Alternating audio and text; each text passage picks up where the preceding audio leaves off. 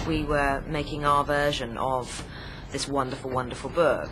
I had that book in my hand more than I think I even had my script. Sean is a real team player. You know, you'd be surprised. You'd think he'd be kind of intense and hidden away somewhere and not talking to anybody. And he's not like that at all. He was very present on set. The crew absolutely loved him.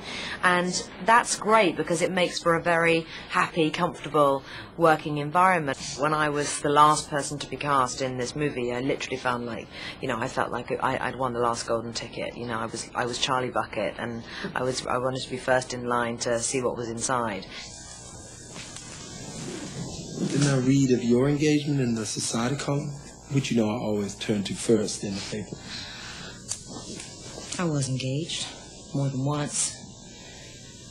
Adam didn't care for any of them. But why that should matter, I don't know. Who needs them anyway?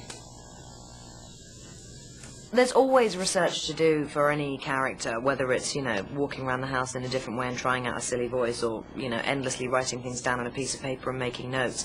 But with this one, I didn't want to see the original film. Steve Zalian had really asked us not to, so I just felt I had to respect that. Yeah, he didn't want us to watch the original because, you know, he just very much felt that we were making our version of this wonderful, wonderful book.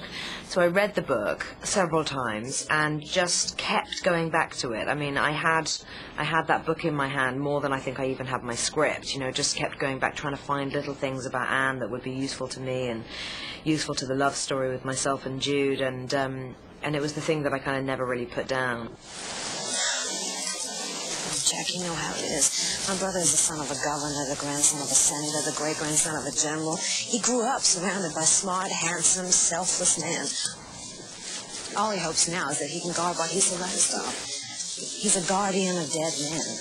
He needs to do this. Didn't listen to me. I thought I was well persuaded. The atmosphere on a set is very much dictated by the actors and the director, and in this situation, you know, Steve Zalian is a very, very relaxed, very brilliant man, and he was always really encouraging of anything that any of us had to say.